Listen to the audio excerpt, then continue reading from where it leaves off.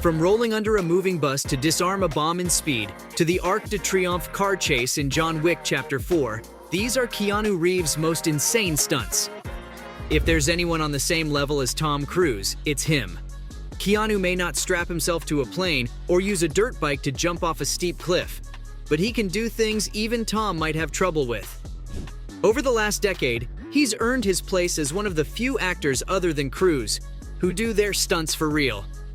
Whether it's training 6 months to master firearms and martial arts for John Wick, or rolling under a moving bus in Speed. That's right.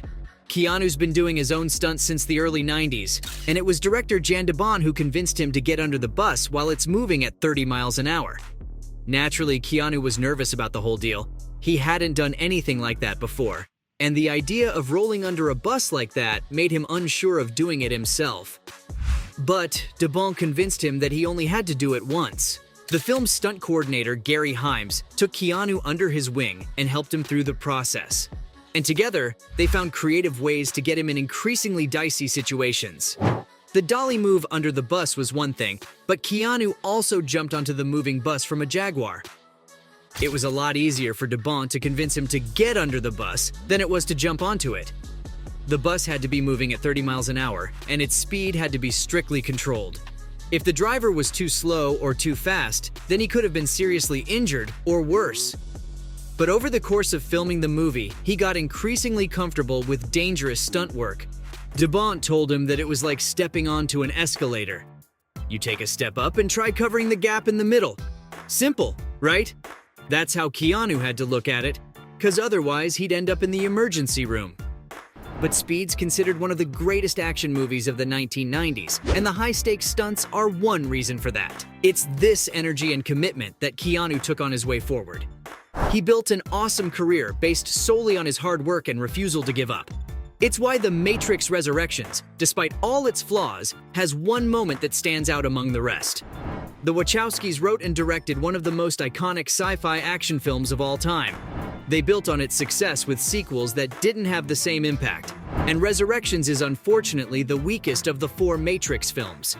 But it's got impressive stunt work, and its greatest moment comes when Neo and Trinity jump off a 46-story building. They could have used green screen and CGI to do it, but they didn't. Lana Wachowski wanted the scene to have real lighting on set, and what better way to do it than go up a skyscraper in LA and throw your actors off the roof? There's a lot of wire work and harnesses involved, but it was as real as a Matrix stunt can get. What's more is that they had to perform the stunt at least 19 times. They filmed the scene during the early hours of the morning when the sun's bright, but not too bright. Lana wanted the perfect golden glow to light up the actors, which is why they needed to do it over and over again. And Keanu had to get into the right mindset before the cameras started rolling. Even for someone as experienced as him, jumping off a skyscraper ain't easy. It takes a lot of mental preparation to handle the pressure. And he's got great advice for folks who are trying to get into the stunt industry too. Fear will always hold you back, but you've got to embrace it and do the work. You can't let it hold you back forever. I know it sounds like it's out of a samurai's diary, but that's probably not a coincidence. Keanu's work on 47 Ronin was phenomenal, and he learned a lot from his co-star Hiroyuki Sanada during their training sessions. That's right, John Wick 4 wasn't the first time the two actors joined forces. They'd already done it way back in 2013. 47. Ronin wasn't a great film in terms of storytelling and character development, but it had some great action set pieces. Most notably, it was the first time Keanu had performed stunts using a katana. Sanada helped him through the training sessions and taught him his own style of sword fighting.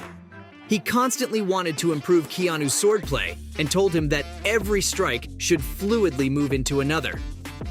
It took a long time for him to perfect his katana moves, but once he did, he held his own against a 7'7" giant in the last fight scene. It's one of his best films simply for his hard work and dedication to his role.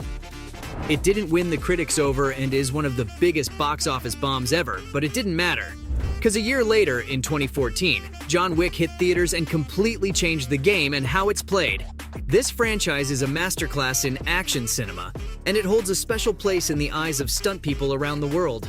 They're decorated and choreographed by the best stunt people in the world, and Keanu's front and center as one of the hardest working actors in the business. He performed nearly every stunt that you can think of, except the really dangerous ones where John falls off a building, or gets hit by a car, or gets thrown into a car. The rest is all him, and he had to go through intense training to pull it off. Every John Wick film begins with a 6-month boot camp. The stunt team puts him through his paces and helps him refresh his memory in case he's forgotten anything. It involves a series of martial arts, firearms, and driving sessions that push him to the limits and then beyond. The first one's biggest set piece was the Red Circle Club near the end. Director Chad Stahelski had a limited budget to work with, which meant that he could only use one camera at a time during filming. This is one of the reasons why the scene had fewer cuts than Taken 3. That's an exaggeration, but you get what I mean. The scene was choreographed down to a T, and Chad used long takes with a stationary camera to capture the entire fight. It's one of the toughest scenes Keanu's had to pull off because it required a lot of stamina and willpower.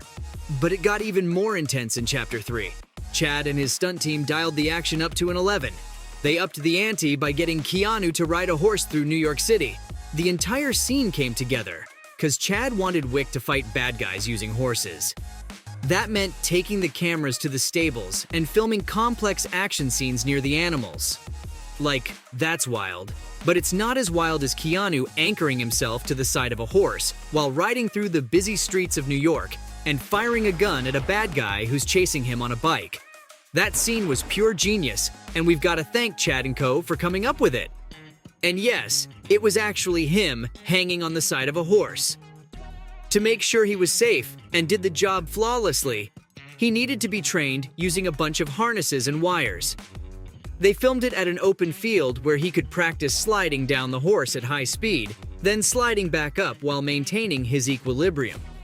He makes it look easy, but trust me, it's harder than it looks. But Chad wasn't satisfied with that, so Chapter 4 went even bigger. And so far, it's the hardest physical role Keanu's ever played in his career. He went through the 6-month boot camp like always, but this time it was more about his endurance. How much can John Wick endure and still keep going? That's how we got the epic 222 steps fight scene in the end. By the end of filming, Keanu was exhausted. He kept going as many times as Chad needed him to, but constantly climbing the stairs took its toll on him. And surprisingly, that's not the toughest scene he's pulled off. That title belongs to the jaw-dropping car chase at the Arc de Triomphe. It's a masterpiece, and stands out among the best action set pieces in a movie in the last decade. Keanu had to learn how to drift a Mustang, do a 180 into a J-turn, and a 540 drift, and aim and shoot a gun the whole time. It took several hard months of training too. His stunt coordinators were shocked at how quickly he could drift a car with one hand while using the other to shoot guns. There's a reason why people compare him with Tom Cruise, and there's no one else that comes close to his dedication to the craft. So, from the Arc de Triomphe car chase in John Wick Chapter 4 to rolling under a moving bus to disarm a bomb in Speed, those were Keanu Reeves' most insane stunts.